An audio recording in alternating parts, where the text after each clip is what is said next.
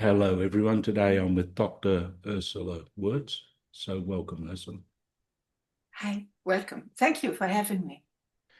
And Ursula, I know you were traveling a little bit last week and you have had a bit of a problem with your voice. So hopefully we could finish with hand signals if we can't go all. You let me I know. trust I can manage. I first contacted you because I read uh, Trauma and Beyond. I read your book and I found it to be a very profound book and a moving book, and the approach that you're bringing towards trauma. So I thought it would be great to talk with you about that. And I just wondered though, could you just tell us a little bit about your story, um, how it started for you, and then how you were called to that work or how you stumbled across Jung? Can you just tell us a bit about all of that? Okay. So first of all, I am German. I was just born right after the war. And I think a very important early experience already in the womb of my mother is the fact that my aging father, he was much older than my mother, he had just died 5 weeks before I was born. So in a certain sense, I was born in the house of Hades. And my mother was wearing black. And the very first time she took me out in a pram was to the cemetery, because she was still in mourning, not only of the mourning of her husband, but they also had just lost their baby boy, who was like maybe 4 weeks old, right in the middle of the war, got sick and died. So there was a lot of death in the world in which I came. Mm. On top of it, there was all the devastation of the war. I was born in Gelsenkirchen, the Ruhr district, which had been heavily bombed. And so I grew up with war narratives of trauma, of famine, of fears, of all of this. And I think this matrix of death certainly has impacted my work and my reflections on death and how important it is to live in peace. Because I have seen on the streets the people who came back, the soldiers, heavily wounded with one leg only, what war does to people. It is as if they have been to hell. Their values very often shattered, and very often the dignity of their soul wounded. So I think these were very early experiences that I had. And then it was not like I studied philosophy and literature. I wanted to better understand why are human beings so prone to destruction and to evil. And I felt like literature, reading all of the world literature, I loved Russian literature, Dostoevsky, Turgenev, all of these helped me to get a deeper understanding of the human soul. And So I studied literature. I was 19 years old when I had to write my first paper at the university in Munich. And I wrote it on the short stories of Kafka. Dreams, fairy tales, and reality in Kafka's stories. And interestingly enough, it was my research for this paper on dreams, fairy tales, and reality that I first encountered Jung. And what fascinated me about Kafka was this particular sense of liminality in his work, the ambiguity, the paradox. And when I was reading the story Metamorphosis, Gregor Samsa's transformation, then I think I encountered for the first time in literature the topic of dissociation, splitting off, and at the same time, the motive of transformation. So it took many, many years before I really studied analytical psychology. I had been teaching at various universities, in Sarajevo, in Dublin, and at the end in Bonn. But in 1978, I came to Switzerland, sort of to the grail of analytical psychology, to study there. So I studied clinical psychology and anthropological psychology at the university, and I did my training as a Jungian analyst at the Jung Institute. So much for my early background. And I'm wondering how that leads into your introduction towards trauma. Did that come many years later? Because I was thinking this morning, with Jung, I can't remember him mentioning trauma. He may well have, but, as a subject, it wasn't kind of very well formed at that time, was it, when he was writing? No. The term trauma he did not use, but he would speak of crisis. And he had a major crisis when the relationship with Freud broke. I think he was really at a brink of a psychosis. So when I studied the Red Book, I felt the Red Book was really, and to me, even now, is like a kind of an introduction how to clinically work with trauma.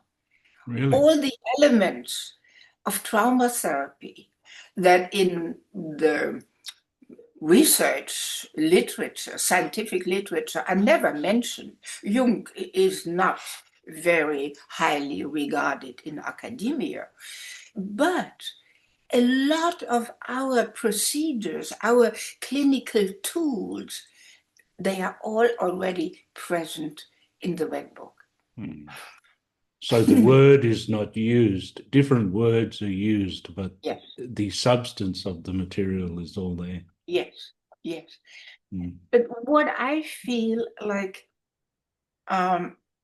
what I found in Jung, which really resonated a lot with my early experiences, about the paradox of dying and becoming. I think I have been here on the faculty teaching at the Institute and also at ISAP, and the American students who are coming, when I asked them what brought them to Jung, they said the spiritual underpinning of this whole psychology. This spiritual dimension is what attracted them to Jung. Because the American introverts or the Canadian introverts. Sorry, just to interrupt yes? for 1 second. The American yes? introverts, what, there's 3 of them in the whole of America? No, they all gather at the Institute. Most of the American students are introverts, and they feel at home in analytical psychology. They certainly do not feel at home in a country at the moment with Trumpism. So there is an exodus of those who don't want a fundamentalistic kind of a religion like you find in the belt in the States. They want a spirituality. And I always find there is this kind of an anecdote to the difference between religion and spiritualities. They say religion is for those who are afraid of hell, and spirituality is for those who have been there. They have been to hell. And then how do you emerge from hell? How do these soldiers find a way back into the world? How do they reinvent themselves? When they have sort of like traveled through the river of blood, how can they find firm ground again and rebuild their shattered cosmos of values?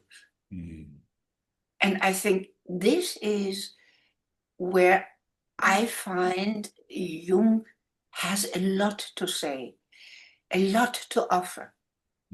It's a psychology of hope, really.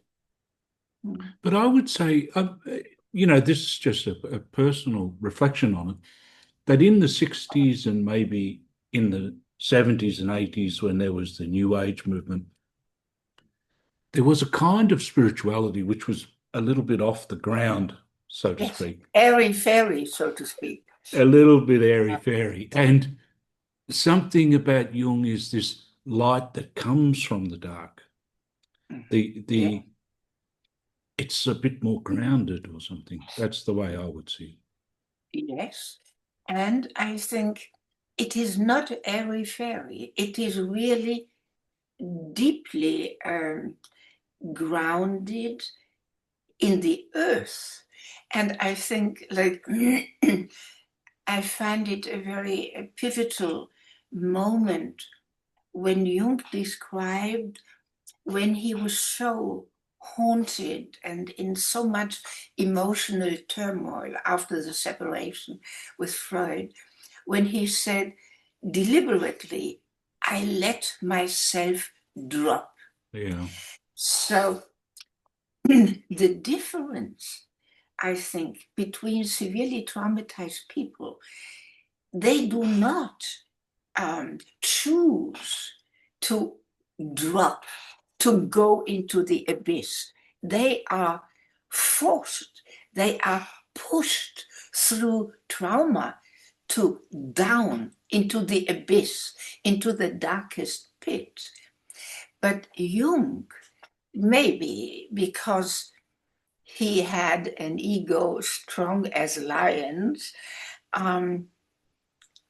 he dared to go deep into the bottomless pit. And it is there that he sort of harvested the wisdom of the depths. And therefore, that's totally different to New Age. It's not airy-fairy. It is really wisdom gained through a lot of suffering, through a confrontation with darkness, with the evil forces in our life, the Hitler within. The spirit of the times and the spirit of the depths, and they're not the same thing, are they? And there's that confrontation with the soul, with our own soul, maybe. I think they couldn't be further apart than today. The spirit of the death and the spirit of the time. The spirit of the time is a spirit of soul alienation, of self-alienation. And I think it was Edith who said the roots of war are an aspect of self-alienation. We abandon what is our human essence. We turn into beasts. And I think the spirit of the time, with its endless, frantic devotion to growth, to capitalism, to more and more, to the denigration of the other, to the lack of compassion for those who suffer. I think that's the spirit of the time. And analytical psychology is an invitation to call soul back into the world, to realign ourselves with what is the deepest core of our being. To become who we are, as Jung said, which is not a small task, as it turns out. Yes. I also, this quote reminds me of, I think Dostoevsky said, to become who we are meant to be and who God wanted us to be, and how our parents very often did not allow us to be.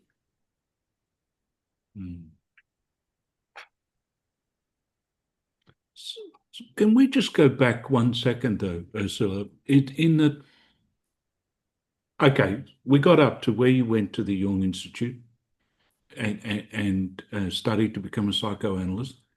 So how did you make that movement? Were you called to work with trauma patients?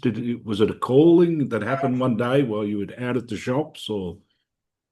Well, a pivotal, a changing point, I think, in my work was when I started to work. One of my first patients was a victim of incest.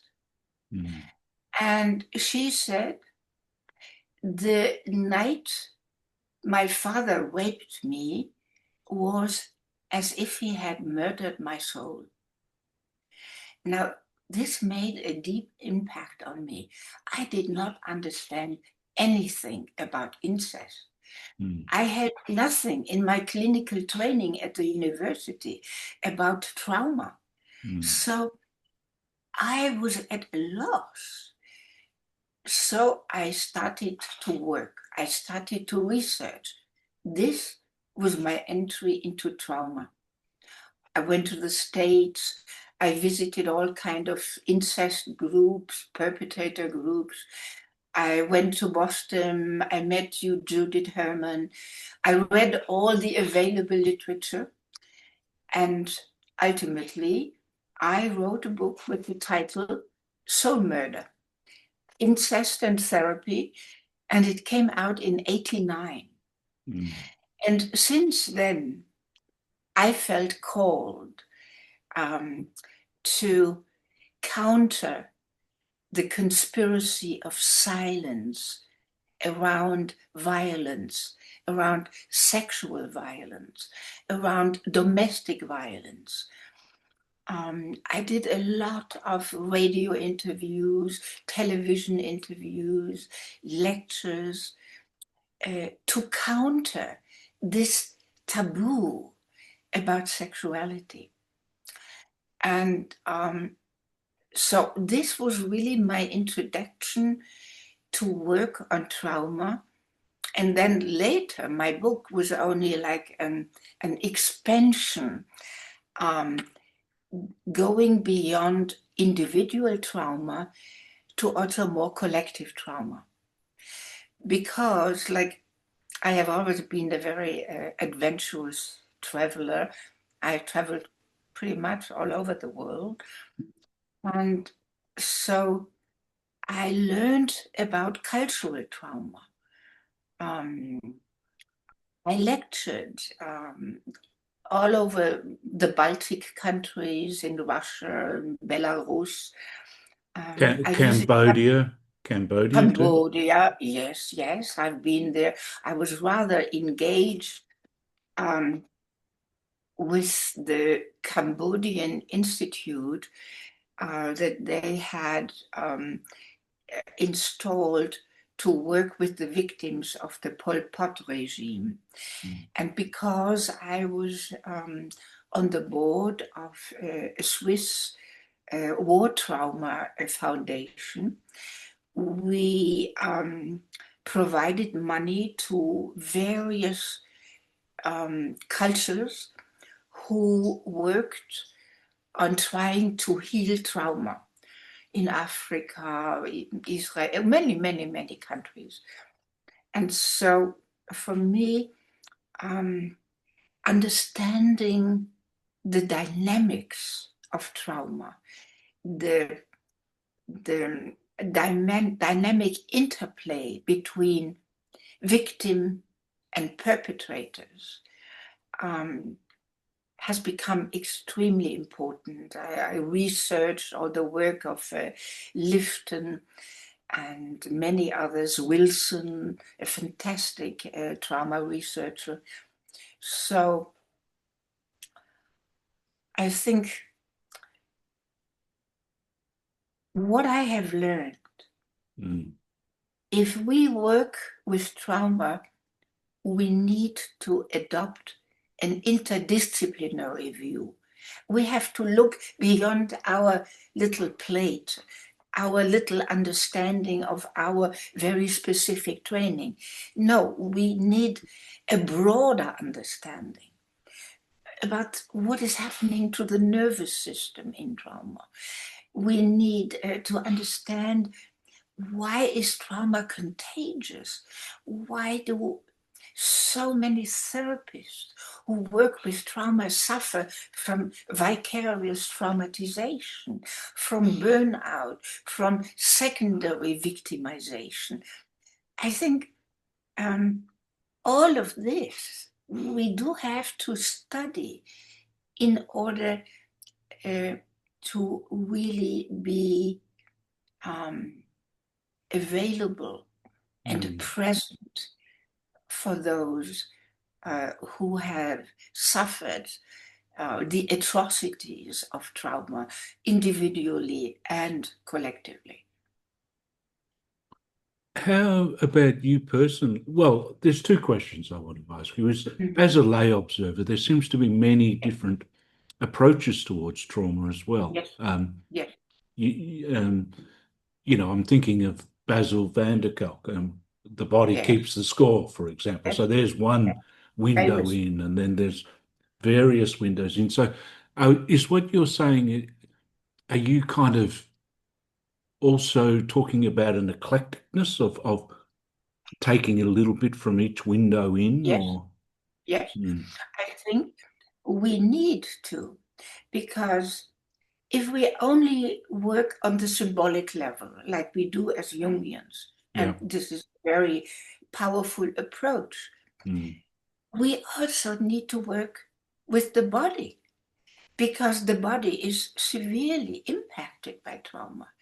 we need to understand what is happening in the body. And so, like in Boston, Van der Kolk and others, they also have initiated trauma-sensitive yoga to work with trauma. In the Red Book, Jung himself said when he felt totally overwhelmed, he did some yoga practices to calm himself before he could go any further in exploring the depths of the abyss. So trauma-sensitive yoga is also an important approach. Then I think understanding deeper the Jungian notion of synchronicity. Joe Cambry, he spoke a lot about synchronicity and emergence. So we have all seen that traumatized people are more prone, because they move between liminal worlds, they are more prone to have synchronistic numinous experiences than other people.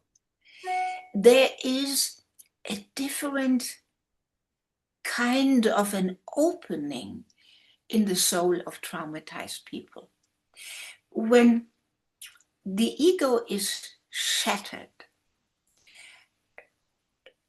sometimes, for some, not for everybody, there is an opening to a different realm, a transcendent realm. There is, after the collapse, the emergence of something else, of something new. And when I wanted to understand this, because Jung talked about the self-regulating psyche. But as we all know, look at all the prisons, look at all these people who have been tortured. I worked for the Red Cross with tortured populations. So what about the self-regulating mechanism of the psyche in these cases? It does not always work. And yet, we know from science, I studied the work in Santa Fe of the Institute. There are self-regulative, adaptive systems that after the collapse of a system, after a certain sense of like, when the density breaks down, there is always this, I like this image, if you pour sand on a table and then it forms a pile, and then maybe only one more sand corn and it collapses.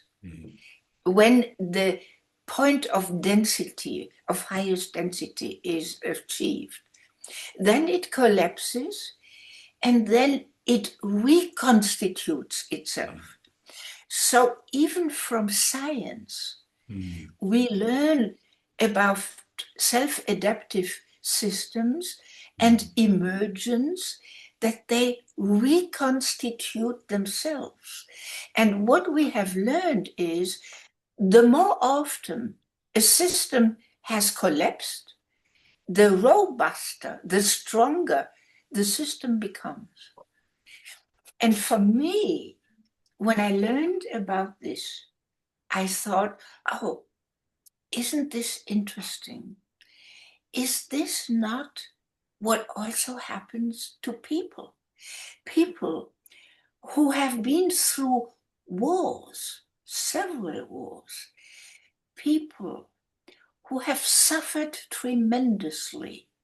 How come that some of these people turn out not as broken individuals, but as people who have grown, as people who have become wiser, more compassionate, more grateful for the little things in life.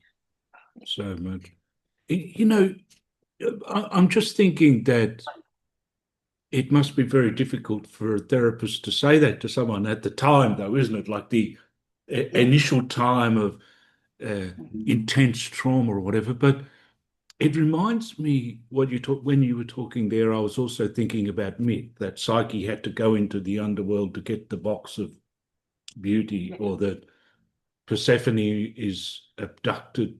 So there's something about, as shattering as it is, when innocence is lost, or there's betrayal or trauma, we can say, that sometimes it can be the thing that takes us deeper to find, like Psyche found a different kind of beauty when she faced death.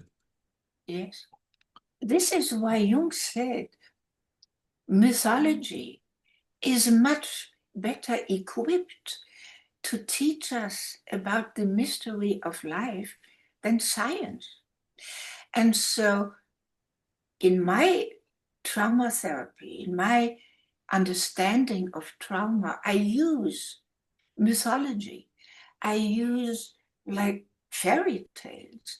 I use the myth of Medusa. I think the myth of Medusa is a perfect example of the petrifying quality of trauma, and yet also the transformation. And the myth of Medusa is also, I find, a very painful, a deep image for the ravished feminine, for the denigration of the feminine in our culture. And also in all these myths, like Inanna going down and coming back with the eyes of death, about transformation. So again, I think this is, we are indebted to Jung, that he showed us how we can use mythology and fairy tales in our work. And when I work like with very young traumatized people who have lost perhaps a familiarity with mythology, I ask them about films. What did you learn about films? How about the development of the heroine and the hero? And what are the tasks that they have to sort of accomplish? So there are so many symbolic ways how to work with people who cannot really speak. They cannot really talk about what happened to them. Because we know from science, that's the good things about science, we know that the Broca center in our brain, which is responsible for speech, is overstimulated and people cannot talk. And the right hemisphere, which is responsible for imaginative ways of being, smells, images, they are overwhelmed with this. All the triggers of trauma can be a smell, an image they suddenly see, and they are back then into the past. Which is what is sometimes said about Vietnam veterans when a car backfires on the street and it sounds like a bomb going off, the sound. Yes. This over vigilance that they have. And then I think it is very important, how do we work with these triggers? How can we help a client understand to what was then and what is now? And they are no longer who they were then. They have more resources. And to remind them, what are the resources they have?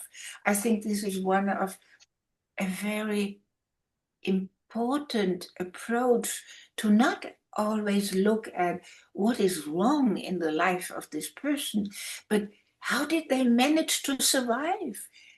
How did they manage to come into my office after years of suffering? So what had helped them? How did they cope? So we need to learn about the resources. Was it one compassionate teacher? Was it one, the black sheep in the family, one aunt who was understanding and who was able to listen? So mapping the resources a person have, and we all have resources, is an important part of working with trauma. So when does the if I go back to what you were saying earlier of death and rebirth, that death is something that none of us would necessarily want, although Jung did take on the challenge of going into the abyss, but most of us, avoid it, yeah. But then when someone's been in that phase, how does the renewal begin? Where does it begin to emerge? Where do you see it if you're with a client or a patient or whatever? Very often I see it in dreams. I see it that symbols appear in dreams, like, for example, the symbol of a bridge.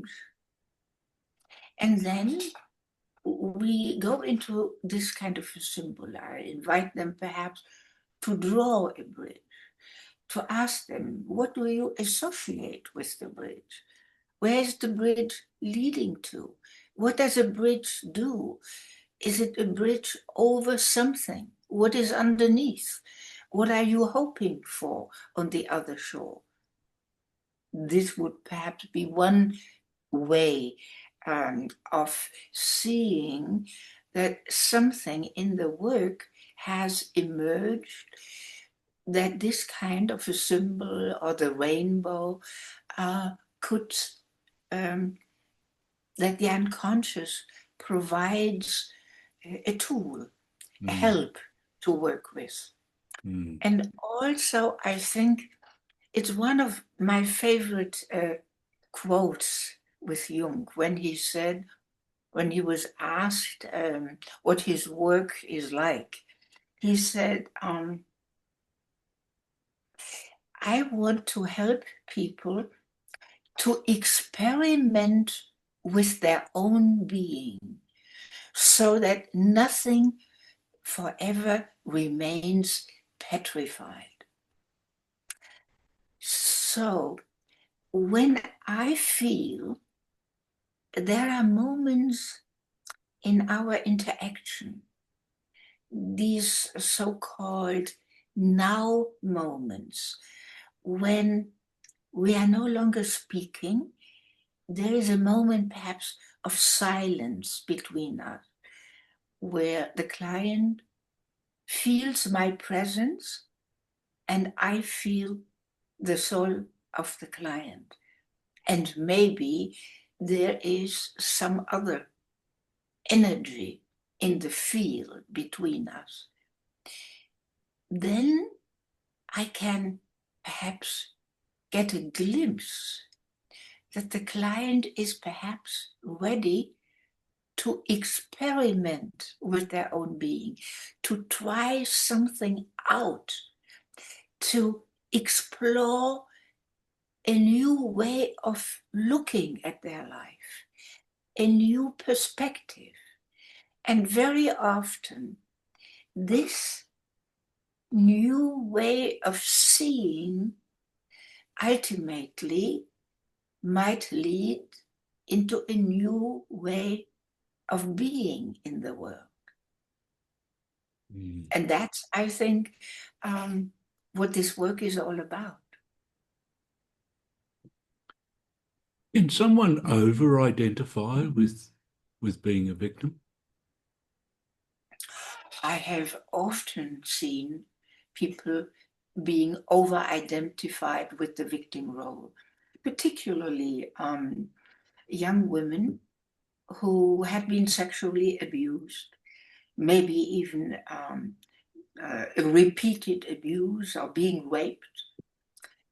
Then, for years, they didn't speak to anybody. Then maybe they were working in an incest survivors group. Then they were given a status. The taboo was lifted, and now they could identify as I am a victim. And because finally, after they had no identity at all, finally they had an identity. Yeah. They are victims. And they are afraid of sacrificing this identity because then they think they are nobody anymore. But of course, feminist psychotherapists taught them how to move from victim to survivor, to identify themselves as survivors, as people who have been through something, who have gained a new way of being in the world. But what it requires is sacrifice. There is no way of moving beyond trauma than without sacrifice. Okay. You have to sacrifice the ego, which seems to control everything, because you realize you can't control everything. The leading role of the ego is totally dismantled. So you had to sacrifice. You had to surrender. You had to yield. That's a very painful process. Many people who have been traumatized live what Winnicott would call, they live on the false self. And with this false self, they manage to adapt to their surrounding, maybe to a very dysfunctional family surrounding. But by adapting a false self, by intuiting maybe the violent father or the drunken mother's unpredictable behavior, so you adapt.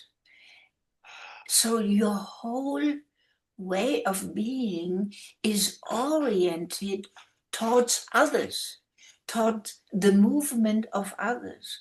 How do they look at me? Every eyebrow means something. A hypersensitivity, we could say. Hypersensitivity. And then you lose a sense of who you truly are. You no longer know what is your true self. And so sacrificing the false self, which was a very adaptive coping mechanism in a crazy world, feels threatening. They are afraid. Then they have nothing anymore. Then everybody can abuse and violate them. They feel naked of their defenses. So it's a very crucial kind of work.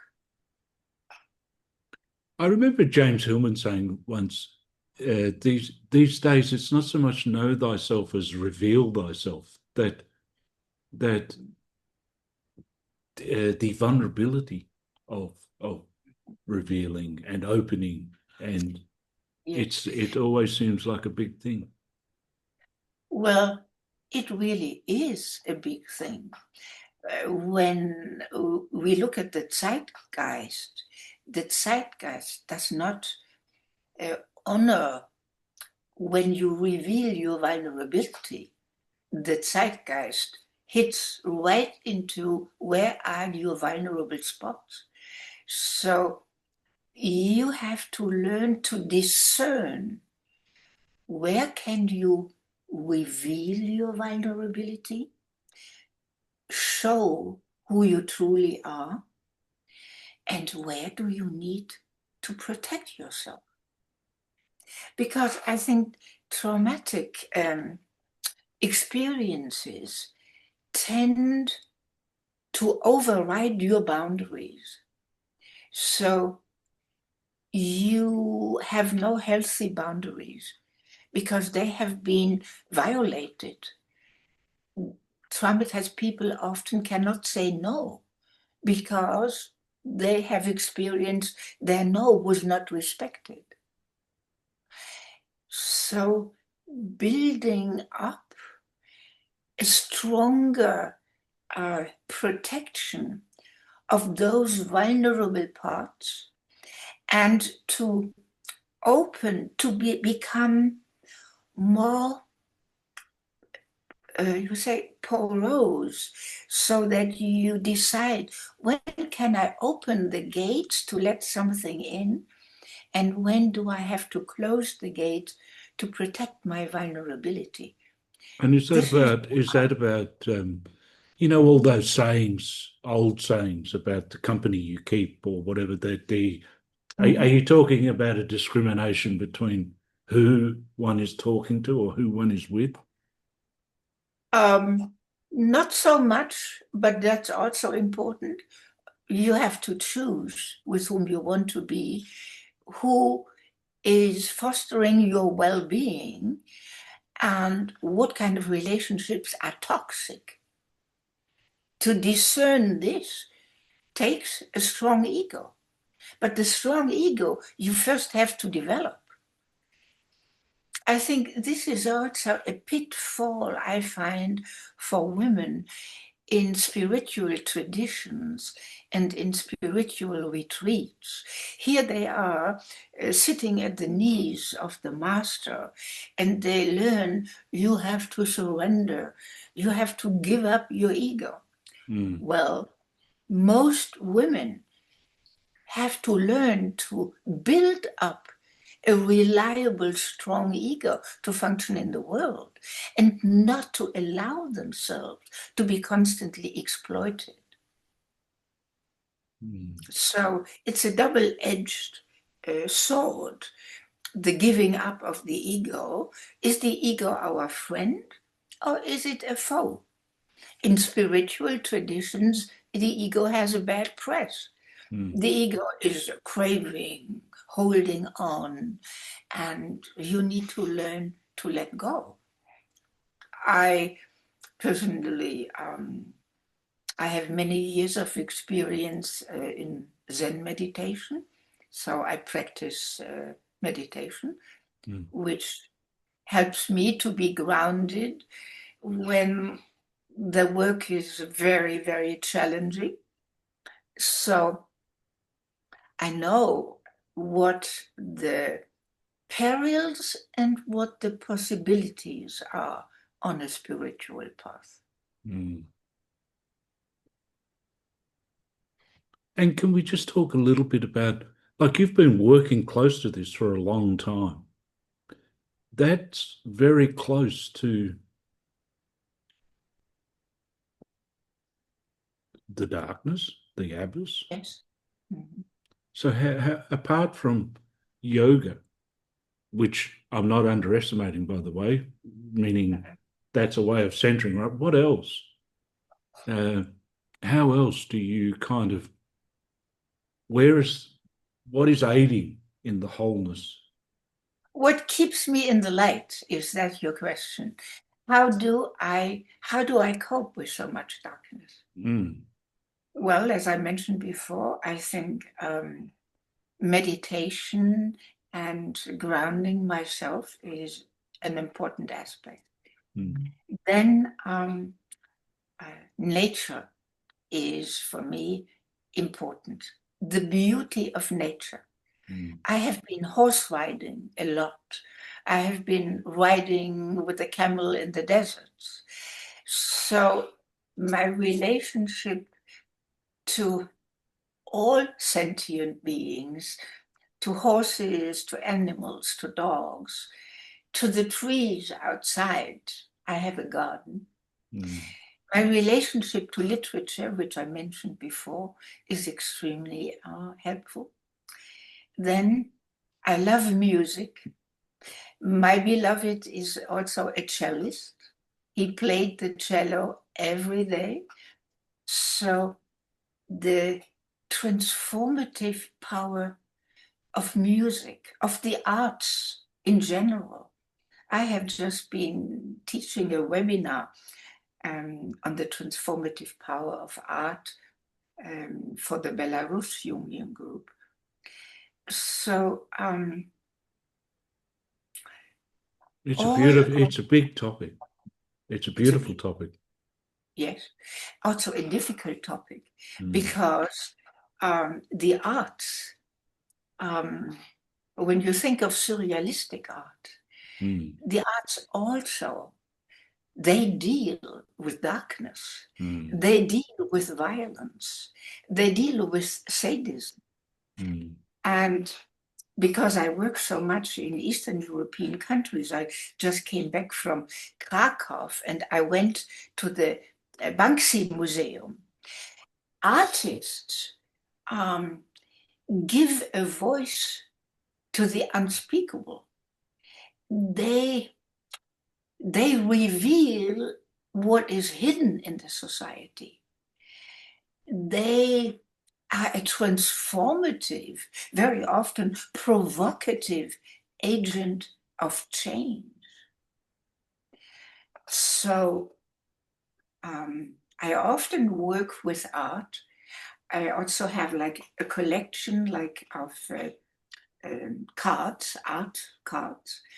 And sometimes when people find it difficult, particularly at the beginning of entering analysis, to speak about themselves, I put the cards out there, all kinds. And I say, which card speaks to you? What do you see on this card? It's like a projective test because they pour their own inner history, they pour their soul into what they see on the card. So for me, and working with like receptive art therapy is also a helpful tool in my trauma work. I was just recently speaking with Nisha Gupta from the US, and she is also an artist, and she created some tarot cards to talk about the different stages of some of her own journey and that. And when I was talking with her, I was thinking, this thing of being creative is so, well, it's an instinct, according to Jung, that needs to be satisfied and fulfilled in that. And so intuitively, it seems that the response to this world, there needs to be some kind of creative response and creative response to our suffering. But as you were saying, it can also be, I was saying to her that there's this wonderful part of art, where you wake up one morning and you think something comes, and it's beautiful and lovely and whatever. But there's this other side where when the darkness comes into the art, that can be very, what's the word, intimidating. Well, yes, but like as you have read the book, I was very deeply moved by the poets of interiority, Celan, Nelly Sachs. So just as an example, yes, the artists, Celan, for example, working in the camps in Romania, the Death Fugue, they encountered darkness, but through their creative work, through their words, they created some light out of the darkness. Like, for example, Nelly Sachs, she said, I work through my wounds with words. Did I not have words, I would have died. Like musicians, Brahms, for example, Mahler, some say the only way they survived the death of their beloved spouse was by creating music. So it speaks, art speaks, the creative process as such speaks to the potential of transformation. And I think Jung, he's always stressed how creativity is an aspect of the healing process. To reinvent yourself, to move from an objectified status to become a subject again, to become a person again. That's a creative kind of a work. And when you think, and I find this also like a helpful insight from all of the wisdom traditions, nothing remains the same. Nothing stays the same. Metamorphosis is the name of the game. Impermanence, even the greatest pain, is not always the same pain. The pain changes.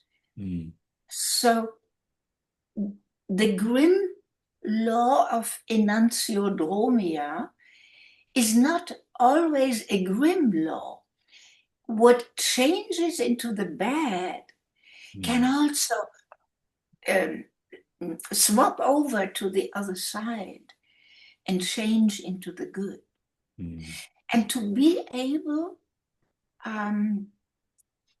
to hold these opposites, to contain those powerful forces. Yes, to live with the paradox of the beauty and the terror.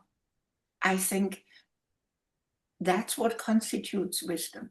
That's why we are working on our next book on wisdom. I think our zeitgeist lacks wisdom.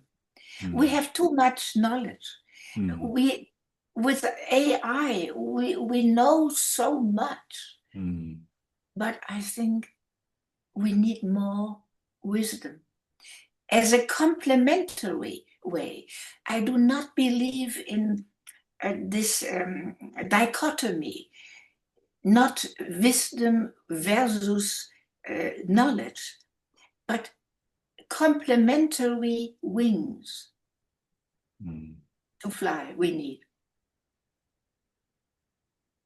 That's lovely. That's lovely.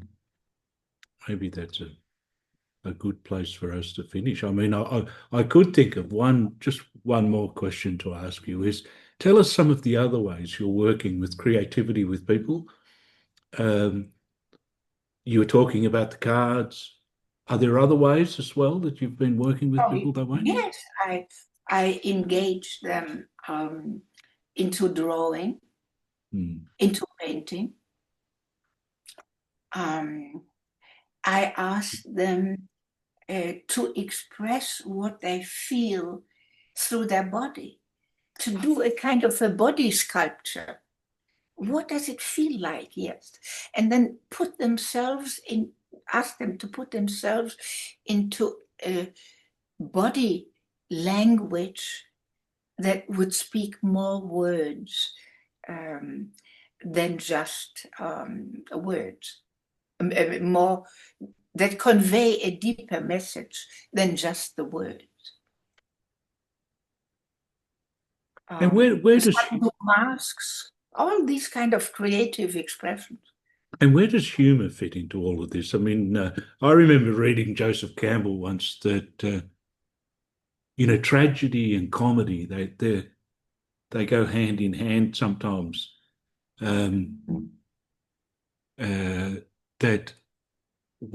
Where does it fit into the soul? I mean, is it possible for someone that lived in Cambodia through Pol Pot's regime? Can there be a lightness or a humour? Can people reach that stage, or is that a little? Oh yes, there are rituals that they do in Cambodia where it's very moving, where those who really suffered from trauma, and then they have a Buddhist monk, then they have a social worker who had worked with them, then they have people from the community, and they design rituals how to take them back into the community. Or when you think of the work of African child soldiers who were taught to kill 12 years old, they were first not allowed to come back into their communities. They had to be purified because the sting of blood, the sting of murder, the sting of death was still all around them. So they were purified. They had to live first outside, and the elders would come. So in that sense, these rituals of purification are also collective rituals to heal trauma and to guide them back into the world of the living after having lived in the wasteland of the netherworld of trauma. The land of the dead. The land of the dead, yes. Thank you very much. Thank you for sharing all of that. Yes, thank you for your questions and making me reflect on my work. Thank you for having me.